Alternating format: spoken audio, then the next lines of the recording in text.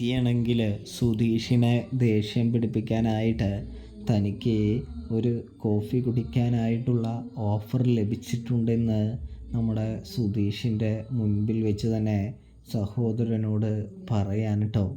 ഇതേ സമയം നീ എവിടെ വേണമെങ്കിലും പോയിക്കോ, എന്നെ വിളിക്കാനും ആളില്ലെന്നാണോ നീ വിചാരിച്ചത്? എൻ്റെ ഗായു എന്നെ വിളിക്കുമെന്ന് പറയുന്നത് കാണാൻ സാധിക്കും. ഉടനെ തന്നെ ഗായത്രി വിളിച്ച് സുധീഷ് ബീച്ചിലേക്ക് പോവുകയാണ്. അപ്പോഴാണെങ്കിൽ നിധിക്ക് നല്ല രീതിയിൽ ദേഷ്യം വരുന്നുണ്ട് എന്ന് കാണാനായിട്ട് സാധിക്കും.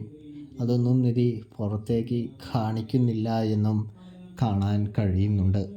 തുടർന്ന് ഗായത്രി വിളിച്ചിട്ട് ഗായത്രിയുടെ ബർത്ത്ഡേ പാർട്ടിയിലേക്ക് സുധീഷ് ചെല്ലുന്നൊരു കാഴ്ച കാണാനായിട്ട് സാധിക്കും പ്രേക്ഷകരെ.